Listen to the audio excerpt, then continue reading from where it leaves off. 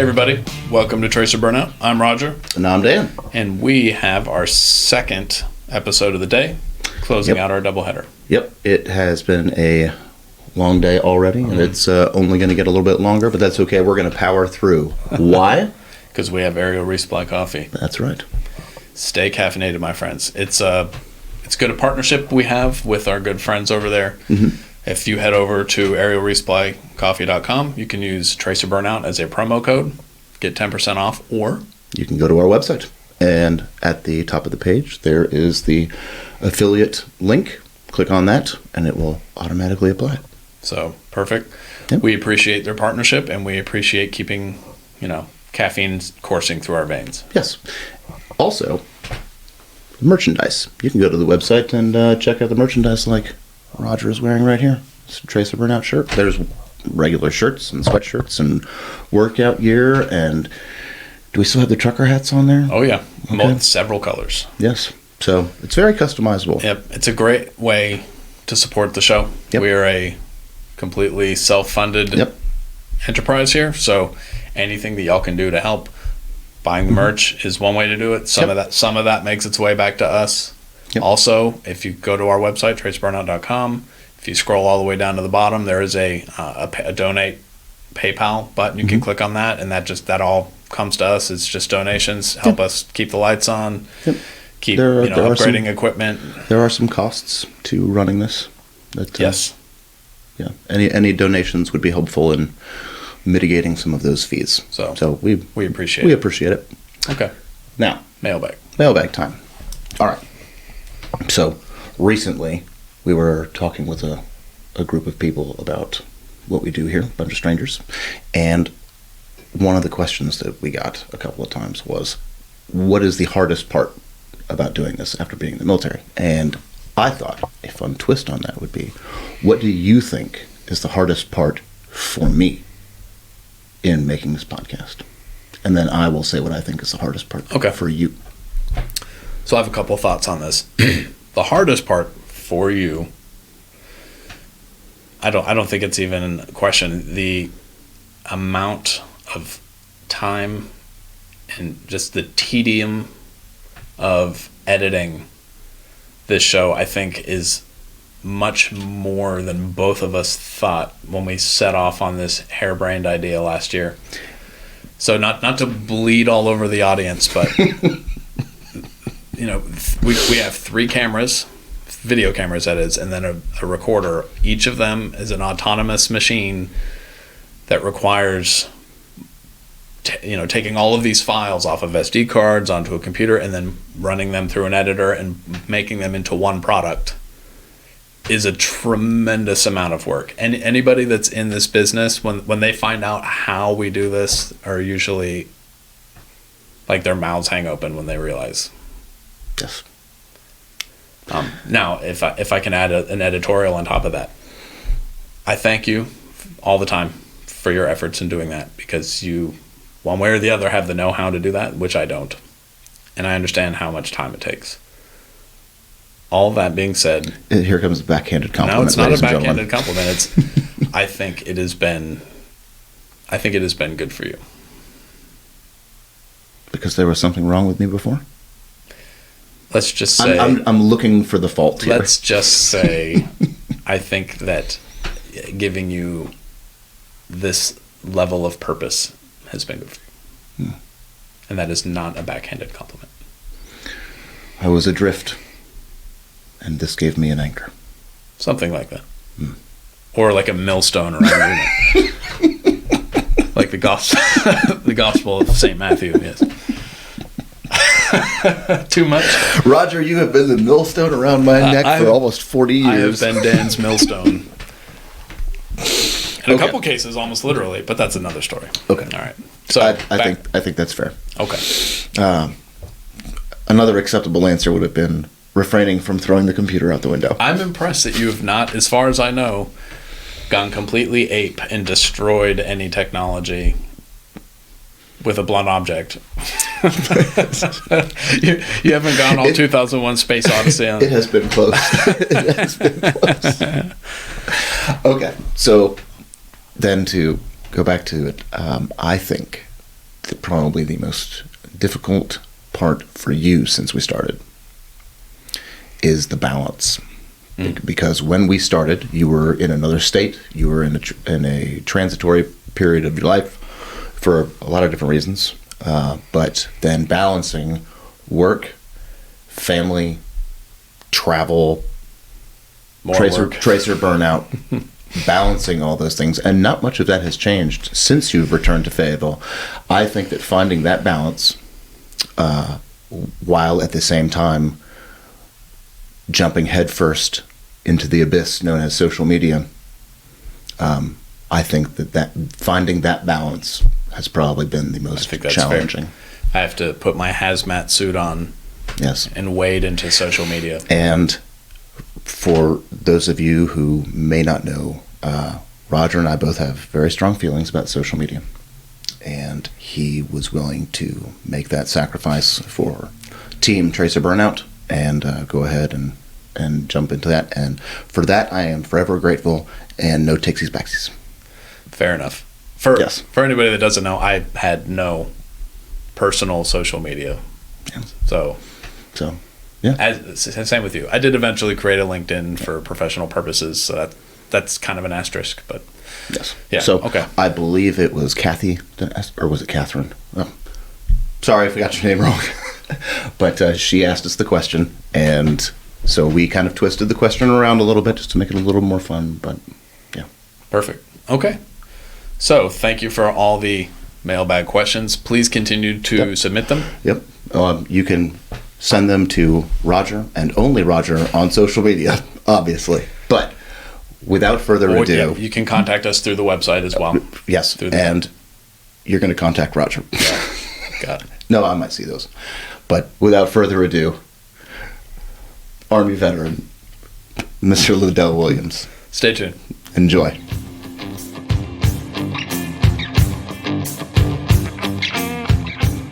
Mr. Williams? Yes.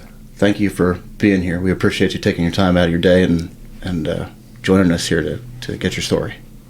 We really do. I appreciate you giving me the opportunity. Absolutely.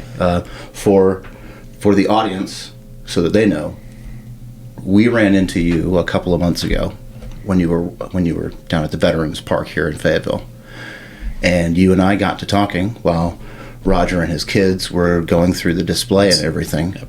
And that's where you told us briefly about some of your service stories, and I told Roger this is a guy that we have to have on. Absolutely. So we do appreciate it. It took a few months for it to happen, but that's okay. That's okay. Better late than never, right? Yes.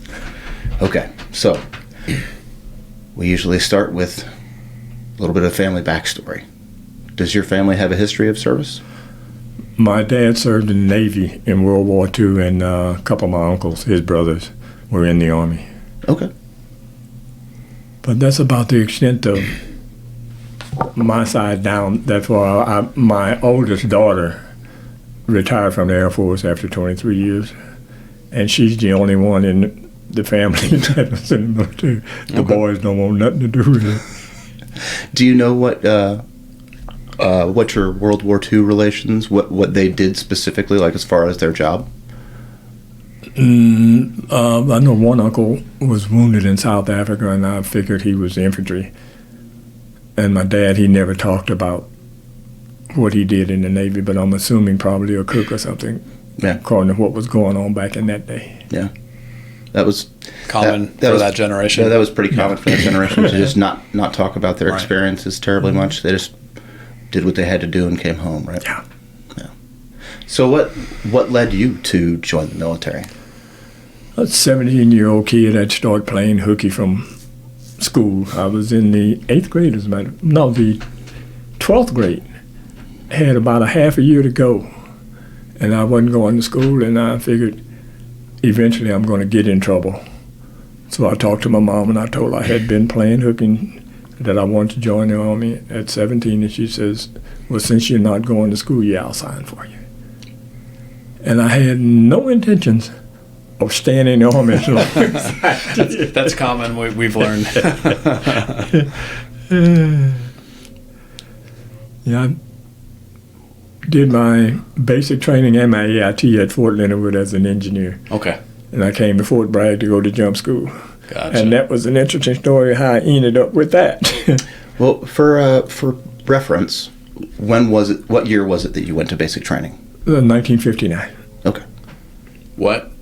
I'm sorry. You're from the Midwest, right? Yes, I'm from Missouri, St. Louis. Missouri. Okay. Okay. St. Louis. Yeah. Did you know where Fort Leonard Wood was before you? Hadn't even heard of Fort Leonard Wood. Fort Lost in the Woods.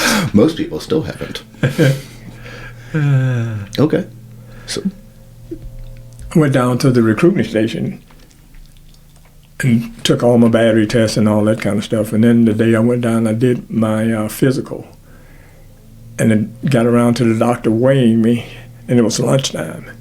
He didn't tell me how much I weighed. He said, go eat lunch, eat lots of bananas, and drink lots of water and come back. And I weighed 132 pounds when I came back. So you can only put on so much weight from doing that. Yeah. So I think I was right borderline on yeah, whether I was heavy or not. Yeah. Did they put when you wound up in basic training? Did they put you on double rations? No, there was no such thing. Okay. I came out of basic.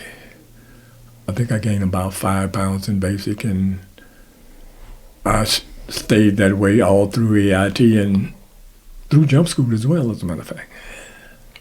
Okay. So you went to be an engineer.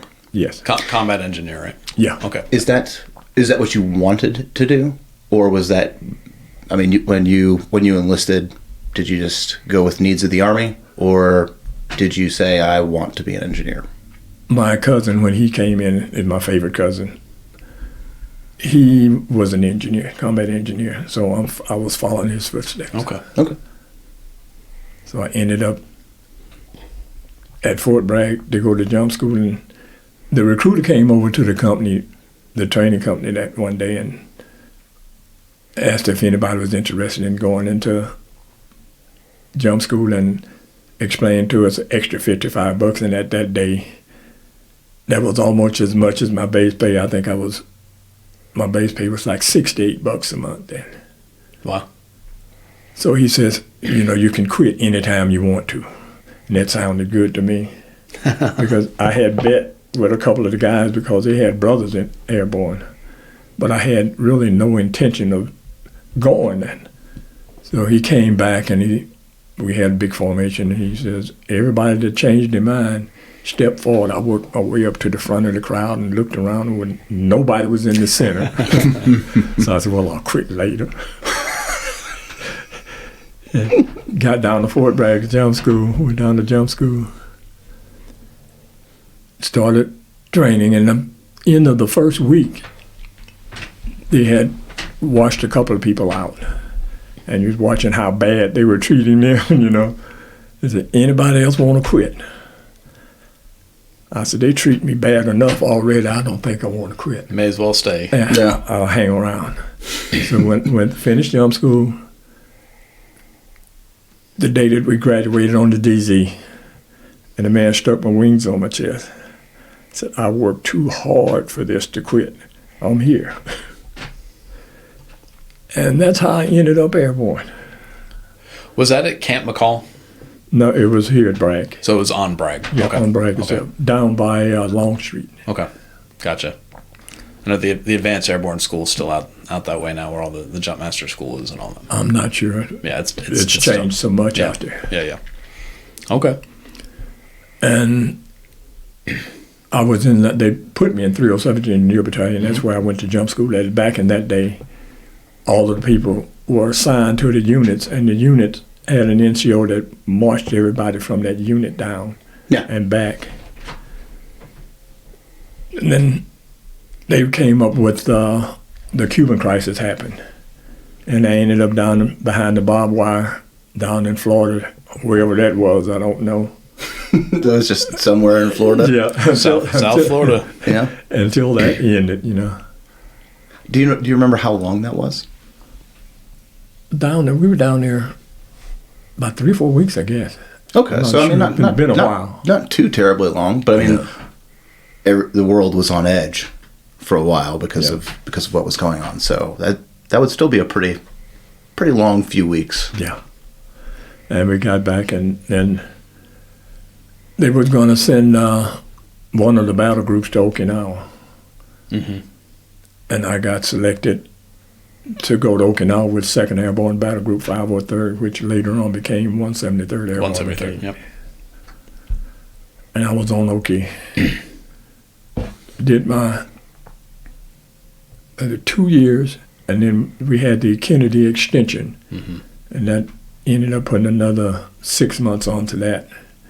Came back, got out, went home, and I discovered that a lot of my friends that I was going to school with, some had gotten killed, some were in jail, and the ones that were still around, I had completely outgrown them in that 3.5 years. Yeah. So I went back down and talked to a recruiter and came back to Bragg, back down to 307 Indian Battalion. When you separated the first time, what was your rank? Private. Okay, so you were not a junior NCO at this point? No, okay. I was a private. Okay. How long was it from the time you separated to the time you looked around and went, okay, I need to go back? 2 weeks. 2 weeks? Oh, wow. 2 weeks. Wow. Okay, well. Ended up back down to 307, same company I had been in before. Same platoon, as a matter of fact. How quick of a turnaround to bring you back on? Obviously, you're still pretty fresh, right? It's only been a few weeks. How quick of a turn was that? After I went back down and saw the recruiter, just a matter of days before I was back at Fort Bragg. Wow. Okay. Okay, so this is wild to me, because now the military has such a long transition out of the military. Mm-hmm. And I mean, you can take so much of your leave towards the end of your career, and whatever, and you were doing it all so quickly. So, from the time you left your unit to go home, to the day you showed up back at that same unit that you had just left, how much time was that? I wouldn't say any more than maybe a month and a half at the most. That's wild. That's kind of, It was like you went on vacation and came back. What was the reaction of the guys that you were with? Some of them were still there. Well, yeah, I mean, it's only been a few weeks. Yeah, when I went to Oki, so they were surprised to see me. Just as surprised as I was of seeing them still around, some of them. Did First Sergeant say anything? We had a different first sergeant by the time I got back. Okay. Yeah. Okay. That probably worked to your advantage, I would think. Yeah. My squad leader at that time, he was what do you call it, SFC E6. Okay. And he had got busted for something or other. So he was an E5. They had come in up with the E5. They converted all of the staff sergeant E5s to buck sergeant E5s, and all of the E6 sergeant first classes, they had converted them to staff sergeant at that time. Gotcha. But that was quick. Okay, so you come back in as an engineer. So you've already done some time down in South Florida for the Cuban Missile Crisis, and then you've gone to Okinawa. Was there a particular alert or something you were, just a little step back, when you went to Okinawa, was there something in particular that you were being sent there for? No, they just, somewhere along the line, way above my pay grade, they decided that they needed some airborne troops in the Far East. Okay. That could have been I'm speculating here, that could have still been holdover from Korean War stuff. But, it could have been. Yeah. It could have been. Yeah. Okay, so we're back in Fort Bragg now. What year is it? Let's see. It's early 60s, right? Yeah. Probably 63. 63, okay. You're back in the 307th, which is still around, by the way. Yeah. What happens next? I'm trying to think of how long I was there before I was gone again. I left 307, and we're talking maybe a year or two, I guess. I was E4. I went back to Okinawa, to the 173rd. They had just got out of the battle group to the brigade system. Mm-hmm. And I ended up back on Oki, and they had just transitioned into the brigade system, and they were in the process of trying to design a patch for the brigade. I was just going to ask that. Okay. Yeah. Yep. And we only had like 2 battalions in the brigade at that time. Okay. And from there, first trip to Vietnam happened. So we went to Vietnam. My battalion, we went in down at Vung Tau to acclimatize. And after, I think we were down there about 3 weeks, we moved up to Ben Hoa Air Base with the other battalion and got ready to start combat operations. Is this a 65? 65. 65, okay. Yeah. What did they, what was your unit's mission in Vietnam?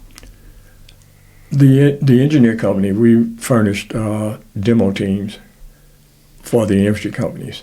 Plus, we were responsible for constructing the aid station / emergency hospital, I guess you would call it. So we did that, and then we had our first casualties come in, and that was kind of an eye-opener to me. Yeah. And we had went to Vietnam from Oki, TDY, and in the process, I had went back to Oki, as a matter of fact, to come home because I had been gone for so long. And they changed the TDY to a PCS, sent me right back to Vietnam. And January rolled around, and it says everybody that was on Oki married without their families to get the rotation system started. You can go home in January if you want to. And everybody said, I wouldn't go if I was you. I said, my daughter, when I left home, she wasn't even a year old yet. And now she's almost 3. I'm going home. So I came back here to brag, right back down to 307 Engineer Battalion. And in the meantime, I got married, had my first child. I had my first child before that. Let's see. Came back here. My wife stayed in Mobile, Alabama. And I was here about a year and a half, I guess. Went to Korea. Did my tour there. Came back here.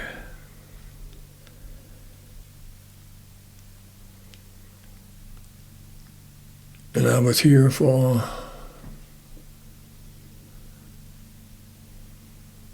about 4 or 5 years, I guess. But when I went back to Vietnam the second time, I went to 1st Brigade, 101st. And that was a whole nother ball game from what I was used to down at Ben Hoa area with 173rd. I ran a demo team I had been in every infantry company in the battalion with my demo team. And I discovered that I preferred being out in the woods with the battalion better than road sweeping, mine sweeping every day. Mine sweeping was like sitting in a shooting gallery. Yeah. You're out there in the middle of the road and they take pot shots when you feel like it. So every chance I got, I'd run over and go out with my infantry company. And after a while, then it was just common knowledge.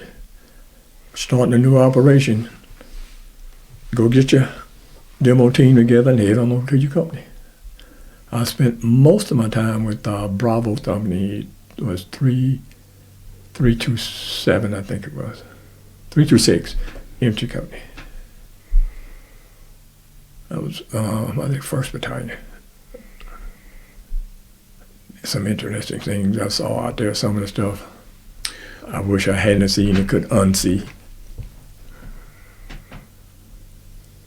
And one thing come to mind in particular was we discovered a bunker complex, and I had my team down, and we were trying to figure out how to blow this thing. It was in the tunnel. We set off charges inside, and all it did was compact the walls. So one of my longtime friends from Okinawa, him and another guy went down inside. Well, the other guy comes scrambling out, and my buddy didn't come out. So we had to put on gas masks because of all the fumes from the TNT and C4 and stuff. Tie a rope to him and drag him out. And he was laying down there out cold, and when he come to, he looked around, jumped up, and took off. We had to chase him down in the jungle because he didn't have a clue as to where he was. The last thing I guess he remembered before he woke up was he was struggling down the tunnel trying to get his breath and get out, and didn't make it. But that was all interesting. And then one other situation that I was in, and I discovered just here recently, I've been going to a PTSD meeting, and I told the guy I had, suffered from a guilt complex for a while because I had went on R&R, and I came back, and instead of going to the company in the rear and waiting for them to send me forward, I went down there and got my gear, went out to the airstrip and caught my own ride. I got into the back up forward that evening, got up the next morning and went out on the first supply bird, and they dropped me in on the LZ where the company was, and after they dropped off all the resupply, they circled back, taking guys back to the rear. My buddy was out there, and that's the reason I hurried up and come back, because he had 3 kids back in the States, and I think he was down to his last 20 some odd days. And on the reason he was out there then because he took my team while I was gone. So I wanted to get him back to the rear so he can get out of the country. And the bird came in and picked him up, and on the way out, he had a rotor strike and the bird crashed and he got severely burned. And it was quite a while. I really felt guilty about it. I felt like it was my fault if I had waited for them to send me forward. He wouldn't have been on the bird when it went back out. And that took a while, and I thought I had got over it. But then here a week or so ago, I found out that I didn't. And one other interesting place was one little area called Tuyen, where it had a stretch of road there where we should sweep every morning. And they had railroad tracks up on the berm, and then there was a little hill, little knoll, right out there across from the village. And every day we get fired up going by the mine sweeping. And one day we were sweeping, I had my mine sweeper out front, I was carrying the demo and his weapon because he was handling the mine detector. And we got fired up, and there we are, laying out in the middle of this asphalt road with no protection whatsoever. And I called him and I passed him his weapon. And when he raised up to take the weapon, all I could see was fiberglass flying. And the impact was so hard that it hit him in the chest and it knocked all the air out of him. And I called him, and he didn't say nothing. And I called him again. Still didn't say nothing. I said, oh my goodness, they done killed my partner here. And then he finally said, I'm okay. It had hit the stock and ricocheted out of the top part. And that's what saved him. Yeah. But that little knoll, we had a platoon to get wiped out on that knoll one night. And I used to have nightmares, especially when I first came back, about that little knoll. and I wasn't even on it that night. And there was this one guy that he and I would get to fighting. And I'd fight him from the top of the hill all the way down to the road. And I never did kill the joker. I shot him a bunch of times, I dreamed. I stabbed him with my knife a few times. I beat him with it and tried to do. I never did kill that joker in my dreams. Then I came back, and that John Wayne movie, Green Beret, Mm-hmm. every time I watched that, I'd have that same nightmare. And one day I figured out that movie is causing these nightmares. And I figured out what scene in the movie that was causing the nightmares, and it was the scene where the base camp got overrun. That was causing all nightmares. So I never watched the movie and I hadn't had that dream since. That was the problem. And then came back here, went back to Korea. Well, before we move on, as a demo team member attached to an infantry platoon, battalion, company, whatever it was, what was your range of responsibilities? Because obviously you were, destroying fortifications or what have you, but what else were you responsible for? We did a lot of LZ cutting. There's some of the areas in canopy couldn't get anything in, so we cut LZs, but the companies treated us just like we were part of it, naturally assigned. We were grunts with an extra job of cutting LZs and blowing fortifications and stuff like that. Okay. How did you go about cutting the LZs? We each carried 10 pounds of C4 when we left base camp going out. And we did most of our timber cutting with the C4. And if it's just elephant grass, real tall elephant grass, you just string out dead cord and it just chops it off nice. You didn't use the dead cord for cutting the trees? Most of those trees were too big. Too big? Yeah, okay. I had one tree that I couldn't even reach my arm around. Well, I can believe it. Yeah. And it took all of what we had to cut it down. But it was such a big tree that when it fell, it opened a big enough hole for the bird to come in and resupply. And of course, I resupplied me and my bunch there. But that's the way that was. What kind of minesweeping equipment were you using? I can't remember the technical name for the thing, but the head was a little square head about like that, earphones.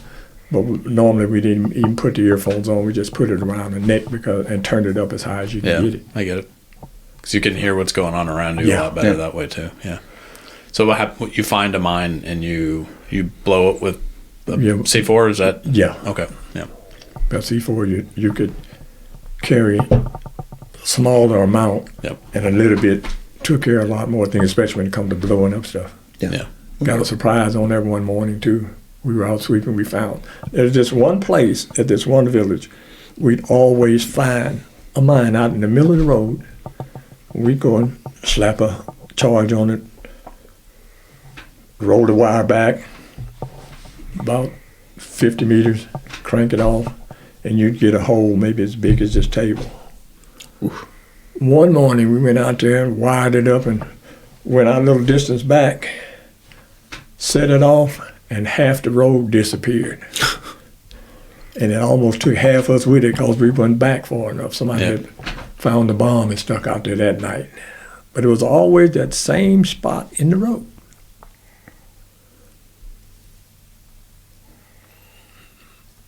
That's where we've moved from. We were up at Tuiwa then. We moved from Tuiwa up to it was up behind that Marine Corps base, Chulai, Marine Corps base up there. We took Mike boats up the river there and set up there. And one night the ammo dump blew up. And we had just come back in off an operation, and I had got red face, drinking beer. I looked out the tent, and I see all this fireworks, and I was so sick. I says, maybe one of the bombs will fall over and kill me, and it'll take me out of my misery. But that was one of the interesting things. At this point, what is your rank? I was an E5 promotable at that time. Okay. And I got promoted before I left. Came back to Fort Bragg as usual.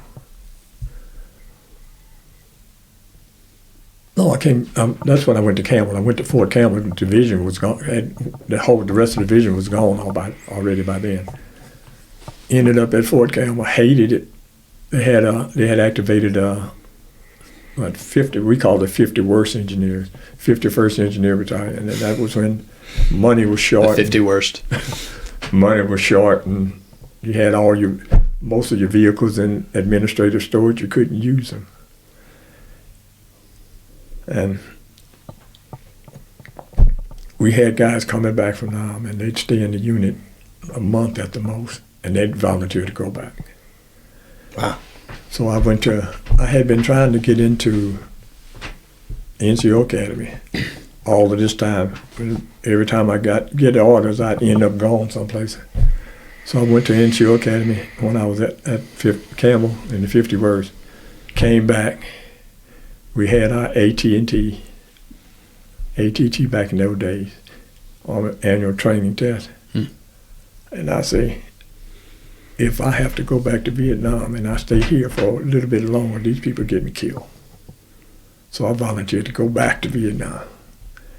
Ended up back. Well, I was supposed to be going back to 173rd. I got in country, and 173rd had started their stand down already. So they sent me back to 101st. 1st Brigade, A Company. By that time, I had made 7. I was the platoon sergeant of the same platoon that I had been in the first time.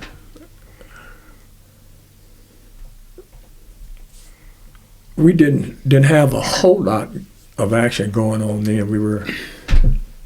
The biggest thing that I had going was blowing a fire base for the Vietnamese to take over. Yeah. And we had this little knoll right across from the fire base. They had a bunch of little A-frame shaped log bunkers over there that I had to go over, and I blew all of those, and they had some Vietnamese on the hillside there. And they had been doing flame drops on them for about a week. And they were still catching hell up there, so the company commander wanted to take the company up there. The battalion commander told him, no go. It's a Vietnamese fight. You stay over there and finish the fire base like you're supposed to. Yep. And I was glad, because they had kicked Vietnamese butt for a week. And when they come off the hill, other than the medevac that went in and hauled them off, they were carrying stretchers with some of their guys on it too. And then we finished the fire base, and we were clearing the minefield at another fire base for the Vietnamese to take over. And I sent one of my squads over there, and I had gotten a brand new shake and bake E6 right out of the academy. He was in charge of it. They had swept that day, and it rained that night, and they're supposed to re-sweep the path that they had cleared the day before, but they didn't. They just walked on down through there without re-sweeping, and mine had rolled down the hill, and it's washed out. Yeah. The sweeper stepped on it, and since it was laying down when it fired, it shot it straight back. It took off. The force of the round coming out took off the back of his heel, but it exploded in my shake and bake's face, and I lost him that day. And I had the sweeper, had to vacuum, and one other guy we had to evac, so I lost 3 people that day. This is now your third tour in Vietnam. Yeah. Right? So we're in the late 60s at this point. Yeah. So by the time of your third tour, you're well aware of how everything is going. You know what to expect in Vietnam, which is obviously one of the reasons why you went back. But what was so bad, or what was the issue with the 50 worst, as you called it, that you would rather go for a third tour in Vietnam than stay with that unit? We went on our ATT. We went out, we set up bivouac, lined up little ducks in a row, walked through the woods, lined up along the road there and counted trucks all night. We came back to the bivouac area and they said we'd passed. I said, no way. Counting trucks along the road ain't gonna get you ready for anything. And if I stay here too much longer, these folks might go. And this will get all of us killed. That's why I hated it so much there. Were there a lot of people in that unit who had already deployed, or were you probably the most experienced? Because you'd come from the 173rd, Yeah. so you had Most of the guys in that unit had never been anyplace. Yeah. And the ones that were coming back was volunteered to get away because they felt the same thing. Yeah, they felt the same way you did. Okay. So they weren't generating any of their own experts, and any expertise that was coming in left immediately just the same way you did. As they could. So the unit was really stuck between a rock and a hard place because they couldn't move forward like that. Yeah. Do you know if and when they did deploy? As far as I know, they didn't. Okay. What was your experience? This is kind of an open-ended question, but just what was your experience working with draftees? We really couldn't tell who was drafted and who wasn't. Yeah. But you get the good and the bad with any and everybody. Yep. So it didn't really matter whether they were draftees or not. And being in an airborne unit, we didn't have the discourse as some of the other folks had, because we were pretty tight. Yeah. Get folks no matter what your MOS was anyway. Yeah. Okay. Well, okay. Back to your third tour. You were losing some guys. Was each one of your tours a year? Europe? A year long. 1 year. Oh, Yeah. the herd I was on that we went in May of '65, and I left in January, the first tour, and they lied to me about that too, because they said if you leave here, we'll give you full credit for a tour on Oki and Vietnam. Oh yeah. And by July, this is January, by July I was back in country. Jeez. Yeah. I could see that. Okay. So when did you leave Vietnam for the third time? I want to say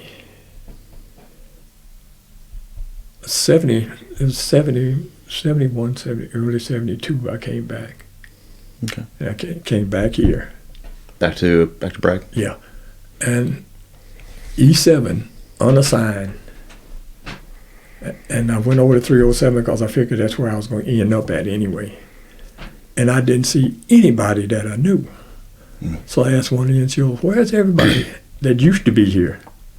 He said all of the old guys are either going and out DIing or recruiting.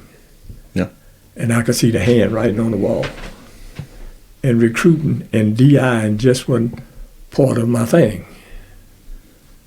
So I went over and I talked to a Sergeant Major, 7th Group. I said, Sergeant Major, have you got any E7 12 B slots open. He said, let me check and see. He went out and come back in. He said, I got one here at group headquarters. You go back over to one stop, and by the time you get there, they'll have orders cut for you to come back over here. I went on to one stop, got my orders, came on back. I said, sorry, Major, I'm done, I'm here. He said, I got some good news and some bad news. I see where this is going. Which one do you want first? I said, give me the bad news, sorry, Major. He said, you know that E7 slot I told you I had at headquarters? I said, yeah. It's an E6 slot. He said, good news is if you want to stay, you can go to the Q course. And I thought about it a few minutes. And I said, I'd rather be here than DI in someplace. So I went to the Q course. Well, before we move on to that, what was it about being a drill instructor or a recruiter that you didn't think was right for you? I could work with people and didn't have to scream and holler at them. And all that screaming and hollering at me when I was in basic and AIT, I felt was totally unnecessary for me, but it was required for some of the other people because we had some of everybody, you know, some young RAs like I was, some National Guardmen, some draftees, and everybody in that crowd. But I felt like I could deal with people because I've gotten old enough, they're a lot older then, and I wouldn't have to scream and holler at them. Okay. I mean, I get that. I get that. You had gotten married before you went to Vietnam the first time, right? Yeah. No, let's see. Let me think. No, after I came back the first time. After you came back from Vietnam the first time, okay. Wait a minute. I had just came back from Okinawa. Okinawa. Yes. Before Vietnam. Before Yes. Vietnam, Okay, yeah, so- I got married. Okay. And then you were married through 3 tours in Vietnam, and Not quite 3. I was married through the first 2 tours. Me and my first wife, we got divorced. And I was single the last time I went. Oh. I got married to the wife that I've got now after I came back. Gotcha. The last time. okay, yeah, that was going to be one of my questions is how those tours and you volunteering to go back, how that affected your family. But I guess that answers that. Well, when I first came, the first tour I was up, I got up in the middle of the night one night, and my wife wasn't in the bed. So I go out, and she's in the living room on the couch. I said, what you doing out here? She says, I wasn't going to let you kill me back there. She says, I woke up in the middle of the night and started choking her. And I didn't recall that at all, you know. But that was one of those things. But that wasn't what caused the, disruption in the marriage. Yeah. It was just too much time off doing Uncle Sugar stuff and not enough time at home, the wife felt like. And that kind of ended that. Yeah. It can be hard. Yeah. That's for sure. Yeah. So Special Forces. You went through the qualification course as a sergeant first class. Yeah.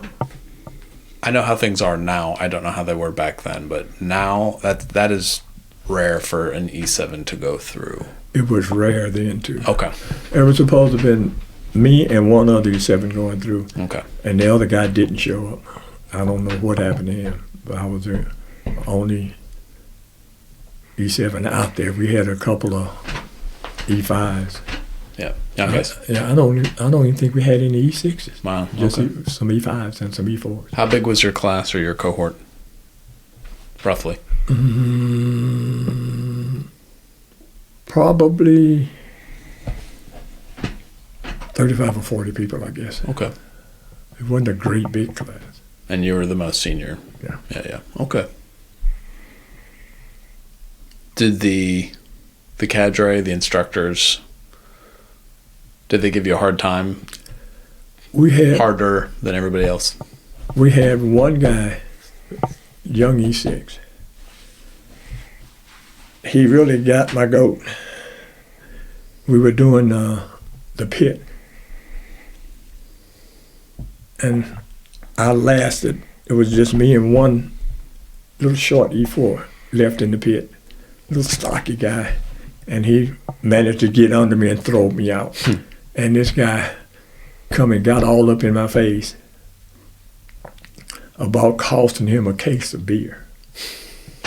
And that really upset me. Oh, man. So I went and I talked to the school sergeant major. And I told him what happened. I said, he get in my face one more time, I'm going to take his head off. So he had words with the guy, and he never messed with me after that. But at the end of the course, we have this critique on all of the cadre. And just about everybody in that class wrote him up, and he disappeared. I don't know where they sent him to. Okay. Well, there's some accountability there. That's a good thing. Okay, so you earn your Green Beret. What happens next? I worked at, they sent me down the team, and that was kind of a surprising down there. What I liked about it the most was everybody knew their job and everybody did it. The first day I got back from training and went out with the company, we were on police call out on Riley Road. That hasn't changed, by the way, although the name has changed.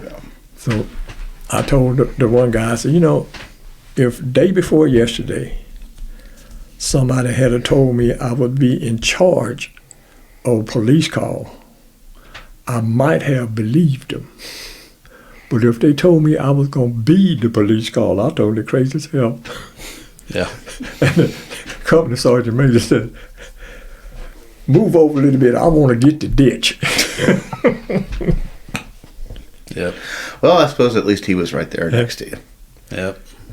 Well, that's what I liked about getting on a team. Everybody did their job, and the workload was shared. And even the young E4s and stuff that we had on teams, we all considered ourselves equals, That's the good part about it. So this is more of a question than a statement. You were a sapper, you were a combat engineer. You go through the SF qualification course and come out on the other side. You retain your MOS 12. Because things have changed since those days. Because now you would become an 18 series right out of the qualification course, and you would get your MOS, and then you do secondary as well. So, but you remain a 12 Bravo? Yeah. 12 Bravo. For how long? How long does... I'll tell you what I still don't understand about that whole thing. The team sergeant retired E8, and I took over the team because I was the senior guy. I ran the team for about 5 years. I made 8, 12 Zulu. And I had to leave and go back to engineering. Right. And I couldn't understand. As an E7, I can run this team that calls for an E8. I make E8, and then I got to go back to engineering. Yeah. But that was the way that things were. So that's when I ended up in Germany as first sergeant. And come to find out, that was my most rewarding time as a company first sergeant, because I was responsible for all of those folks. Yeah. And it had a direct influence on how things went. I was losing, I forget how many man hours a week with guys in finance and personnel trying to get the stuff straight, and they'd straighten it out, and then a month later they're back up there again. So I was losing probably a couple of $100 a month on just people in finance and personnel. Yeah. So I sit down one day and I got my clipboard. I wrote everybody's name down and what their problem was, and I went up there. Come on in, First Sergeant. Sit down. And I said, these are the people that's got these problems. I want them fixed. They fixed them all, didn't have those problems no more. I think I had to go down there about twice on separate occasions with different problems, not the same ones I had already gotten fixed. But I like that. I'm helping my folks. That's my job.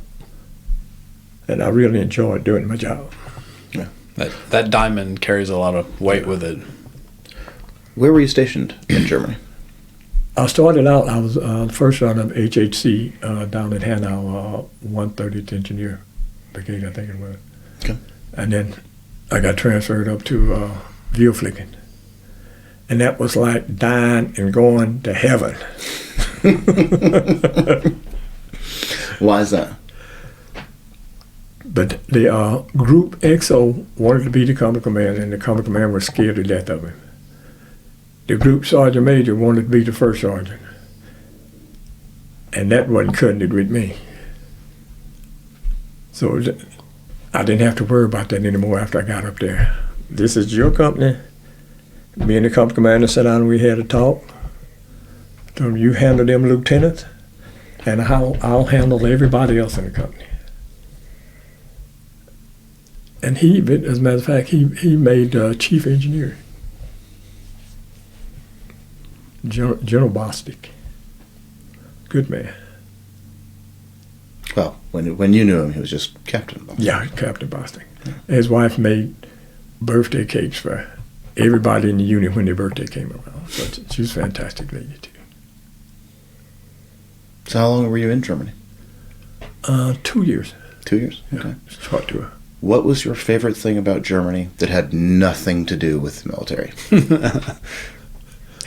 This is Dan's favorite subject, so. I like travel and food. And that was my favorite thing, taking those little trips. I think I went to Italy, went to Spain, and by that time it was getting time for me to come home. But I liked the trips. Yeah. Were they MWR organized trips, or were they unit organized trips, chaplain organized trips? They were unit / MWR. Okay. Okay.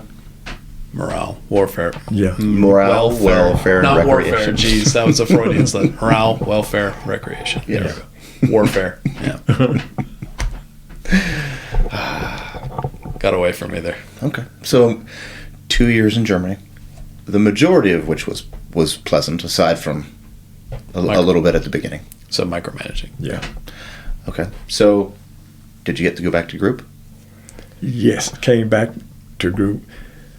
As a matter of fact, I came. Filling the E8 slot that they had previously told you couldn't have? Yeah. But not at group headquarters. Yeah, I can see that. Yeah. But you're still. As a matter of fact, I did go. I went back to group headquarters, and the SOCOM engineer. He and I were down in 307 together. He was company commander, I think, of the company, and then he went to battalion. And I hadn't seen him in years, and he recognized me. And he said, "So, how would you like to come and work at SOCOM with me in the engineer's office?" So I'll take it. Because the slot that I was in then, it wasn't an E8 slot. So I went to SOCOM engineer's office, and that's where I stayed until I retired. What year is this? So you got to be in the mid '80s now. Yeah. Because SOCOM was stood up in '80s. Well, Goldwater Nichols was '86, so SOCOM would have been after that. And I retired just as they started to make the change. Yeah. To USASOC. Okay, so you would have been one of the first people filling that position. Is what I'm getting at. Is that? No, the slot that I was in, it had been there as the engineer recon NTO for SOCOM. Okay. Okay. Well, before we continue on, let's go ahead and take a break real quick. Okay.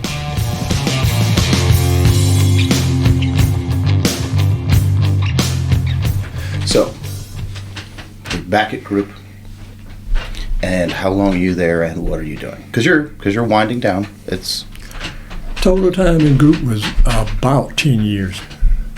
So about 5 years on the team, and when I came back from Germany, another 5 years at SOCOM headquarters.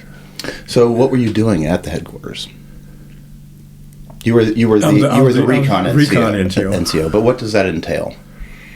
Well, one trip we took a trip down to was it Colombia? And this is in the early '80s now.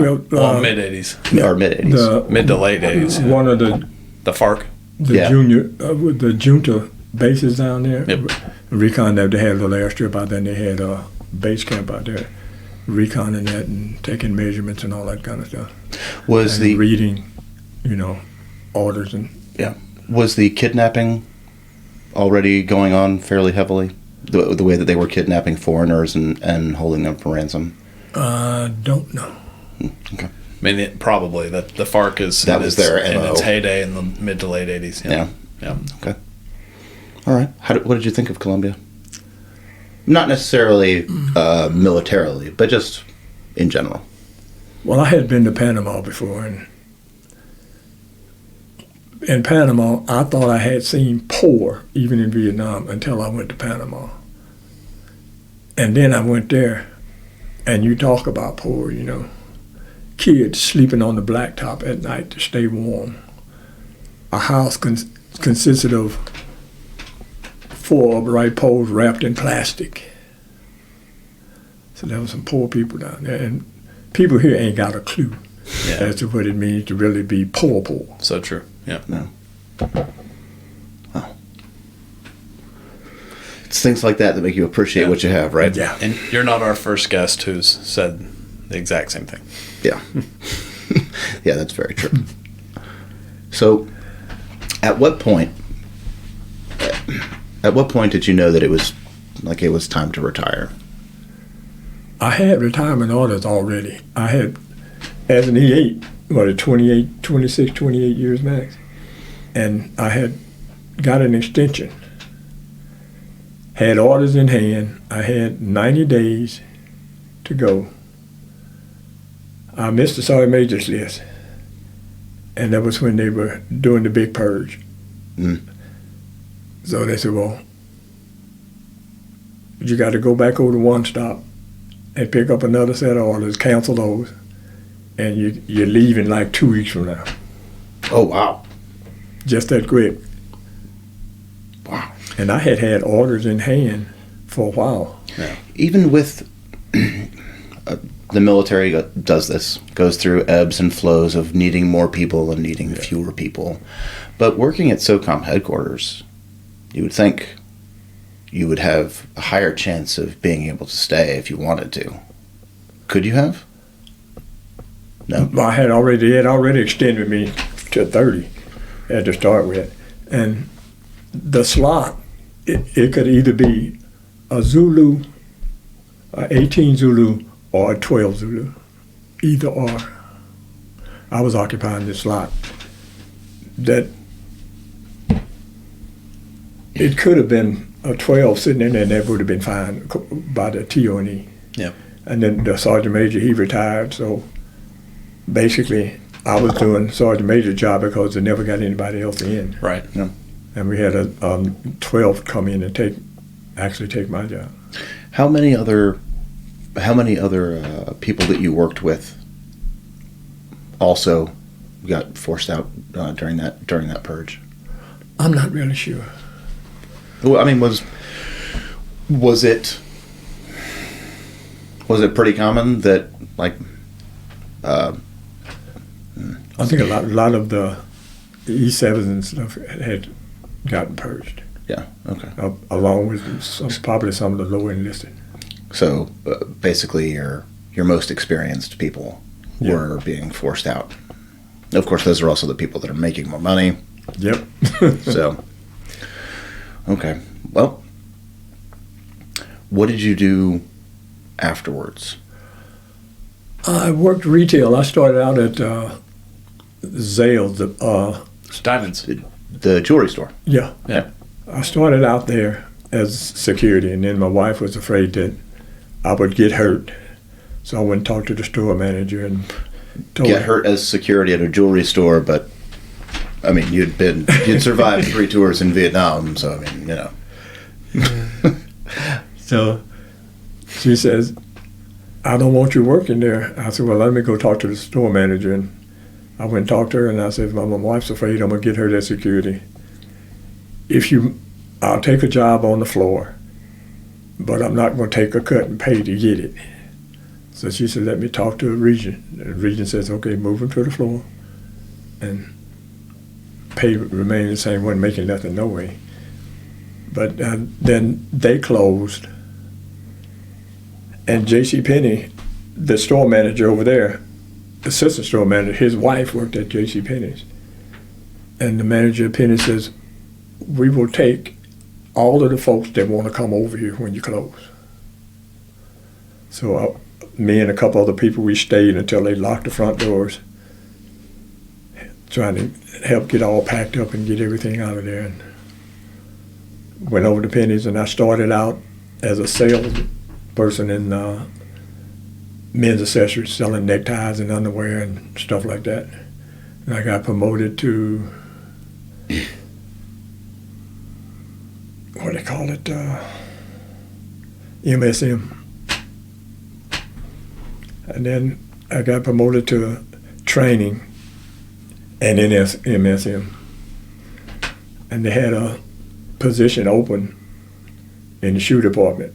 The guy that had suits and men's accessories had shoes as well. He had dress shoes, and another person had the athletic shoes. They changed the name to family shoes, and they got an opening. And the assistant store manager said, why don't you go for it? So, okay. I put in for it, and I got it. And I discovered that the pay raise was higher than what I was getting, but I was working twice the hours, because then they don't have a limit on how long you can work a manager. Yeah. And it took me, after I retired from Penny's, it took me 2 years to get out of the store, because there was always inventories coming. Could you hang around for a while? Mm-hmm.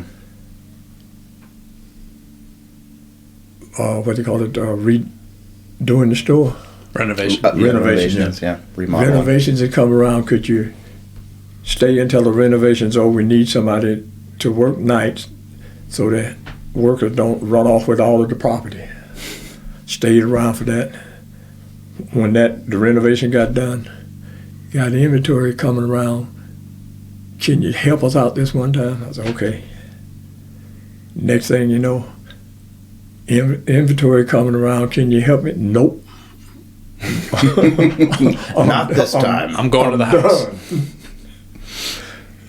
I did like 15 years at Penny's. Here at Cross Creek Mall? Yeah. Fayetteville, North Carolina. Yeah.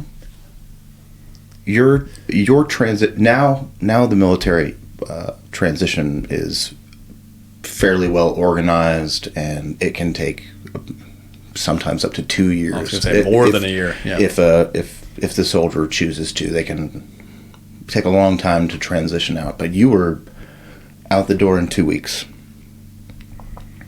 So how was your transition after 30 years in the military? How was your transition back into the civilian world? Mentally, emotionally. Well, number one, I had never been a civilian. I was a 17-year-old kid. Yeah. And military is all I knew. Yep. Yeah. Well, I mean, you talked before about how when you got out after your first 3 years, you went home and you saw that even after those 3 years, like how everything had changed and how much you had changed.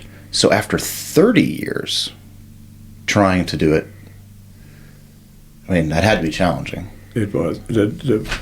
What I missed the most was the camaraderie. I found out that basically the average civilian don't have any. Whole different creature. That's for what I was used to, you know. But I finally got used to that, and there was I had another vet down, a couple of vets down there, but one of the guys that I became real close to, retired warrant officer. I say he taught me everything he knew, and he said, "No, I didn't teach you everything you knew. I taught you everything you know."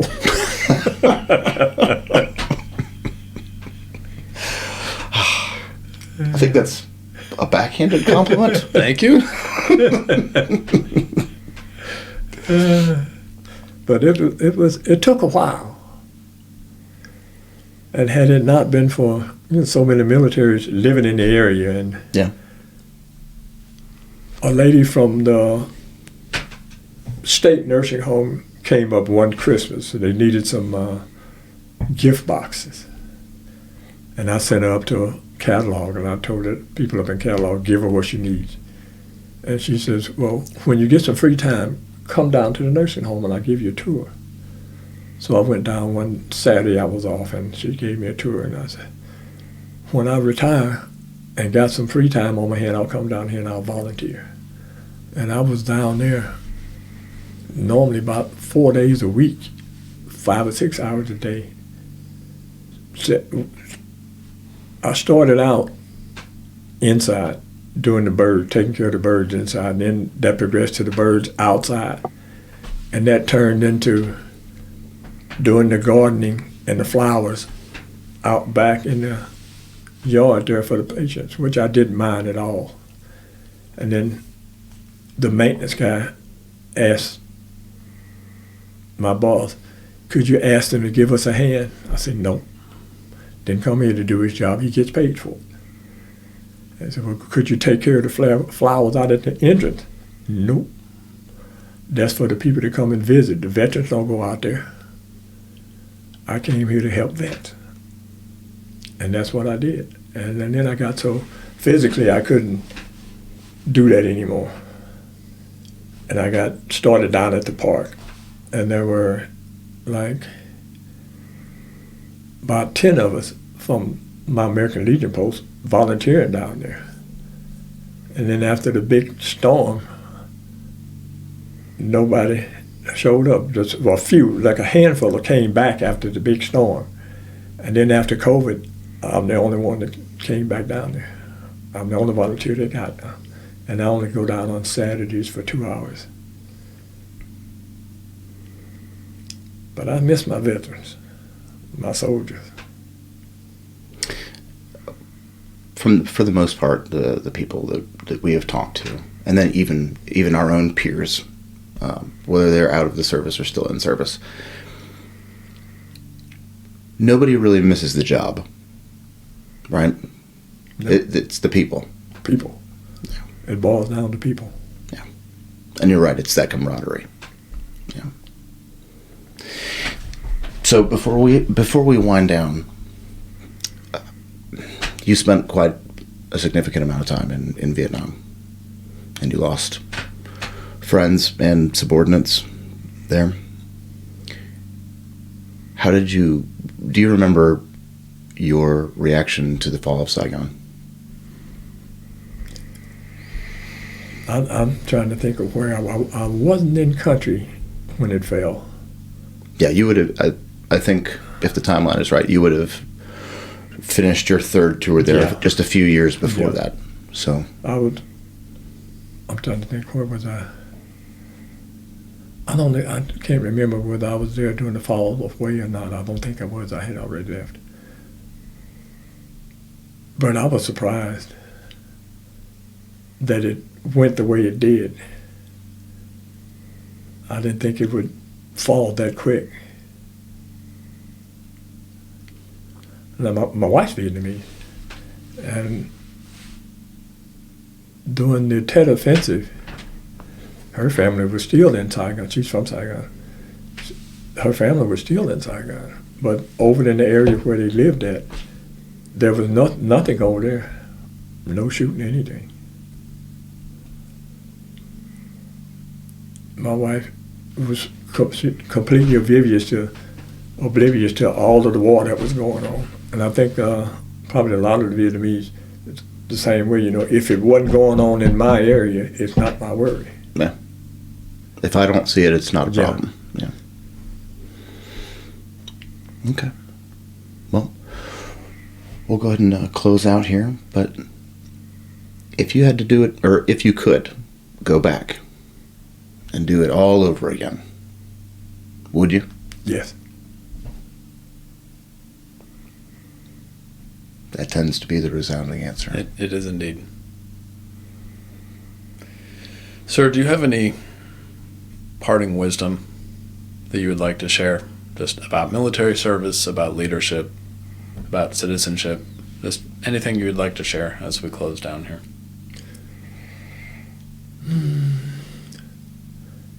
One thing that I would say to veterans, and I would highly recommend it, if you know a PTS group, go sit in with them sometime. You might be surprised what comes up. A lot of years, I was saying, no, I don't have a problem. And since I've been going to the meetings, I found out I did.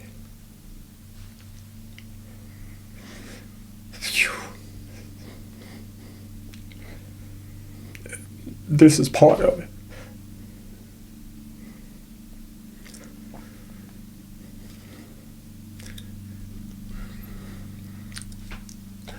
And all these years, it never bothered me till now. So we need each other.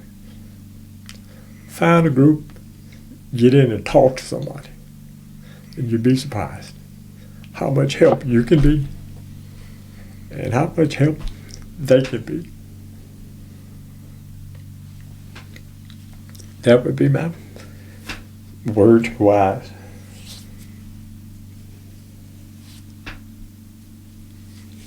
Well, sir, we can't thank you enough for sitting down with us. We really appreciate it. Thank you for sharing your story. Thank you so much. You're welcome. And my privilege. Welcome home. Welcome home. Thank you.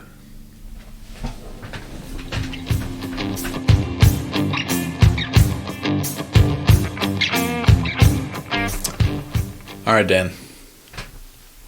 This was our second of our two for our double headers.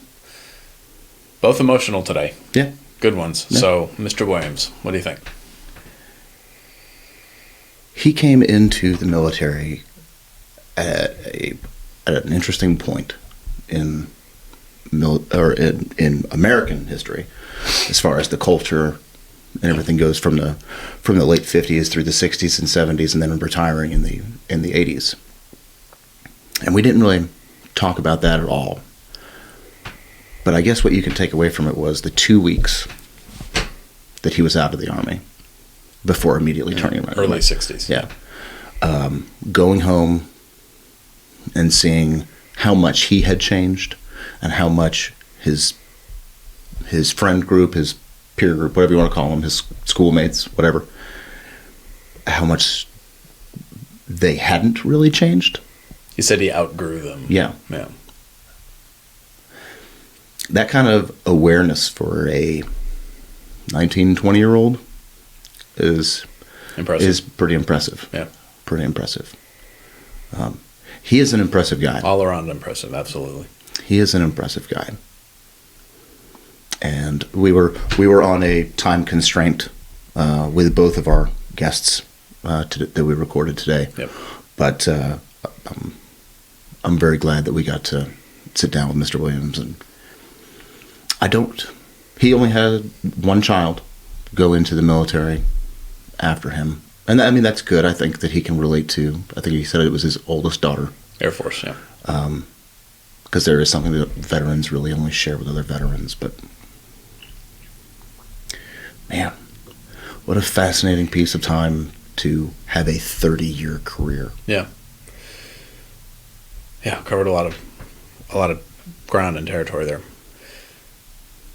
There's another recurring theme that I've noticed, and it's recurring. The severity of it differs from person to person, but he joined the military because he didn't really see any better alternatives. Yeah.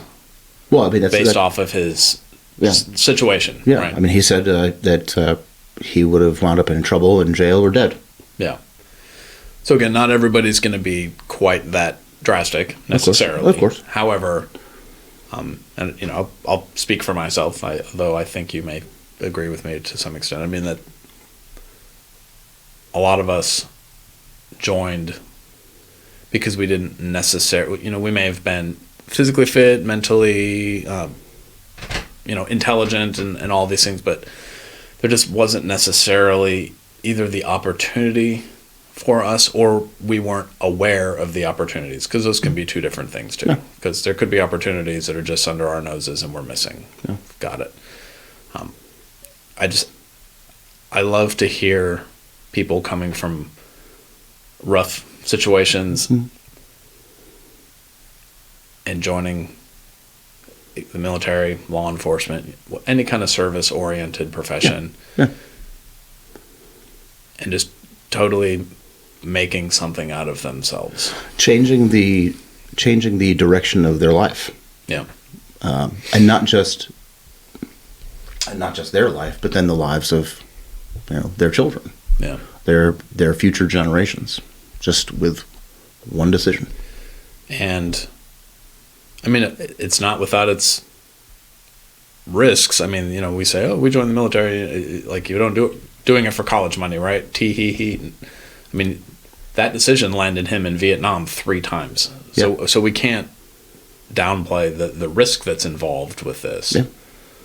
And he discussed, he lost some people, some peers, some subordinates, some colleagues, as of you and I. Yeah. So there's no, let me rephrase that. Of course, there's an inherent risk in that.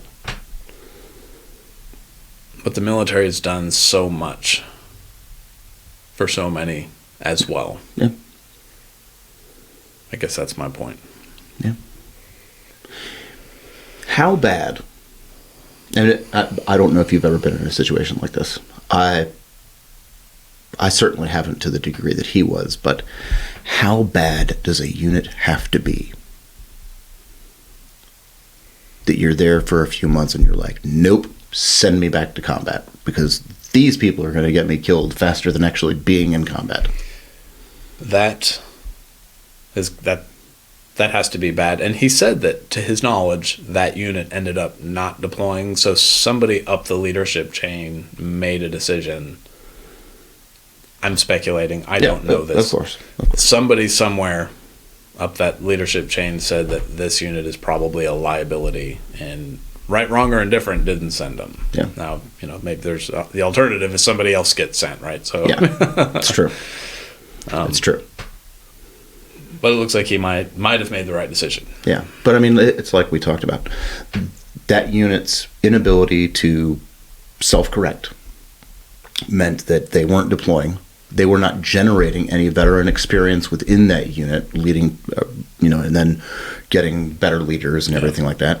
And then it was also then hampering any veteran experience coming in from actually staying there. Yeah. They would just turn around and leave.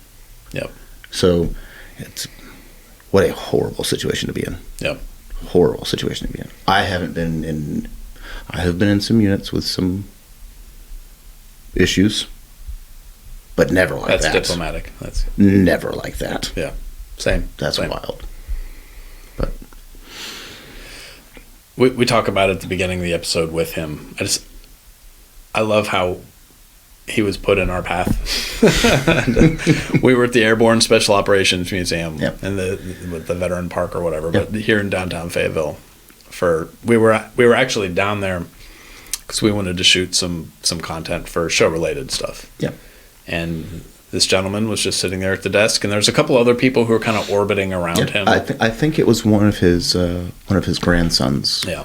That was with him. That is. I don't know that for a fact, but I think so. And Dan's wearing his Tracer Burnout T-shirt, and it just kind of starts a very brief conversation because he was a little preoccupied at the moment. But Roger was doing the responsible thing and showing his children around the museum and educating them on very important pieces of American history there at the park. Mm-hmm.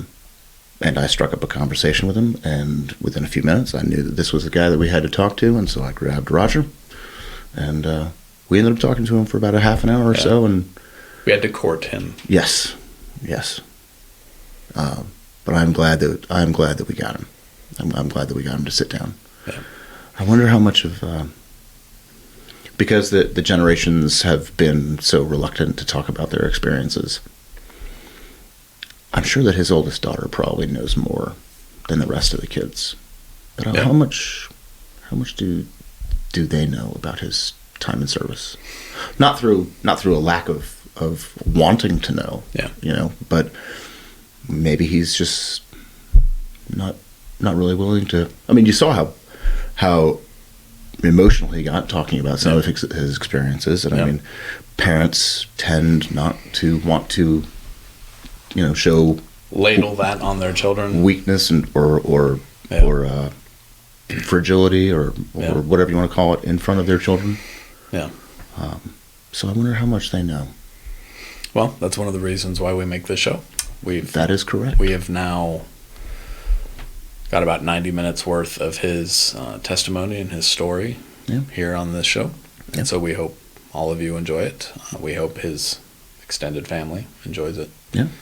And if you're in the area and you would like to go and talk to Mr. Williams yourself, you can go down on Saturday mornings to the Veterans Park, which opens at 10. It is not the Airborne and Special Operations Museum. It is adjacent, yes. Other side of the flagpoles. Yep. It's pretty cool. And you can go down there. He's there from 10 to noon-ish. Yep. And say thank you for your service. So, anything else on Mr. Williams before we shift fire? I don't think so. You? I do have one more thing. I take that back. You and I discussed this offline, but I'll bring it up in here. Episode 2, Mr. Bill Vernakes, who was our Navy corpsman who served during Vietnam as well, mentioned during his episode several things that were echoed this afternoon here with Mr. Williams. So, survivor guilt, coming to terms with PTS, post-traumatic stress, and how important it is to just kind of steer into the skid and deal with that. Don't wait as long as these gentlemen did. To be fair to them, that a lot of these type of support groups didn't really exist until much more recently anyway, because part of that generation was like their parents before them was kind of a suffer in silence kind of generation. And we're a lot more touchy-feely and squishy now than they were in generations past. Not all of that is a good thing, but I think the way our generation is steering into the skid on some of this mental health issues, I think is a good thing. And I like hearing that some of the older gentlemen and ladies are finding healthy coping strategies, even if it's a couple decades later than we would have all liked. Yeah. Does that make sense? Yeah, absolutely. So that's all I have on this one. So okay.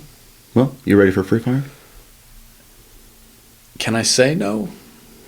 Sure, we'll cut it short. All right. I'll write it down. Okay. All right. Okay. All right. From today, for the rest of your life. Why am I already laughing? You can only listen to one genre of music. When you step into the elevator, this will be the music that's playing.